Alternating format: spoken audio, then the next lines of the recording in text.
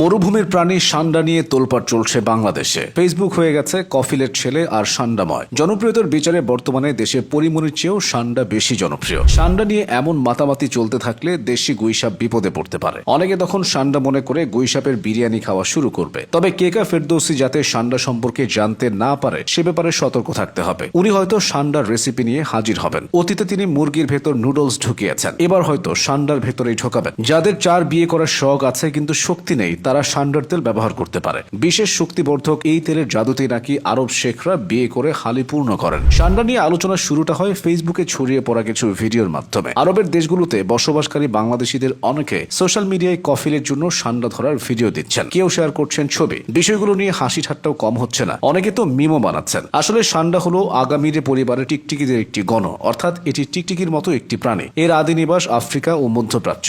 আরব উপদ্বীপের অভ্যন্তরীণ ও পূর্বাঞ্চলে বসবাসকারী কিছু বেদুইন জনগোষ্ঠী খাদ্য হিসেবে সান্ডা খেয়ে থাকে। একসময় এটি আরবীয় সুস্বাদু খাবার হিসেবে বিবেচিত ছিল। তবে লিপিবদ্ধ আছে যে যখন বেদুইনরা মহানবী হযরত মুহাম্মদ সাল্লাল্লাহু আলাইহি ওয়াসাল্লামের সামনে একটি দব অর্থাৎ সান্ডার কাছাকাছি একটি প্রাণী রান্না করে এনেছিল, তখন তিনি এটি খাননি, কিন্তু অন্যদের খেতেও নিষেধ করেননি। তাই সাহাবী খালিদ বিন ওয়ালিদ এটি খেয়ে ফেলেছিলেন। এই কারণে ইসলামিক দৃষ্টিকোণ থেকে প্রাণীটি খেতে নিরুৎসাহিত করা হয়, অর্থাৎ এটি মাকরুহ ধরা হয়। তবে আরব অঞ্চলে যে সান্ডা খাওয়া হয় তা আসলে দব। অধিকাংশ ইসলামী স্কলারদের মতে এটি হালাল, তবে হানাফি মাযহাবে এটি খাওয়া হারাম।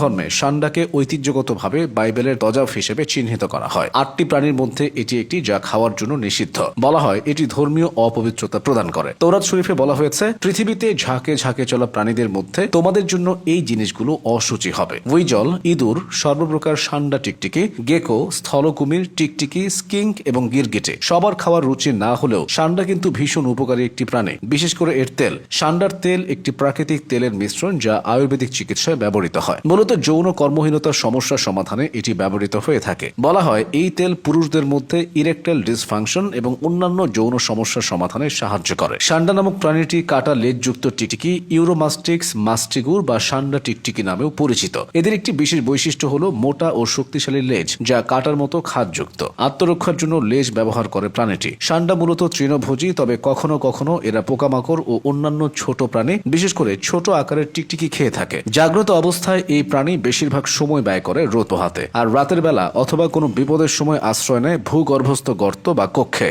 সাধারণত পাহাড়ি ও পাথুরে অঞ্চলে বসবাস করতে পছন্দ করে সান্ডা, কারণ এটি নিরাপদ আশ্রয়স্থল এবং সহজলভ্য উদ্ভিদজাত খাদ্য পাওয়া যায়। বন্য পরিবেশে তারা সাধারণত আশেপাশে সহজলভ্য যে কোনো গাছপালা খেয়ে থাকে। ডিম থেকে সদ্য ফুটে ওঠা বাচ্চা সান্ডারা প্রথমে মায়ের মল খায়। এই কাজটি করে সঠিক অন্ত্র জীববৈচিত্র্য গঠনের জন্য, যা উদ্ভিদ ভিত্তিক খাদ্য হজমের জন্য অত্যন্ত গুরুত্বপূর্ণ। বন্য পরিবেশে প্রাপ্তবয়স্ক সান্ডার মধ্যে বছরের নির্দিষ্ট সময়ে পোকামাকড় খাওয়ার প্রবণতা দেখা যায়, বিশেষ করে যখন গ্রীষ্মকালীন আবহাওয়া অত্যন্ত গরম হয় এবং গাছপালা ভিত্তিক খাদ্য কম সহজলভ্য থাকে। এই সময়টাতে পোকামাকড়ই তাদের একমাত্র বা প্রধান খাদ্য উৎস হয়ে দাঁড়ায়।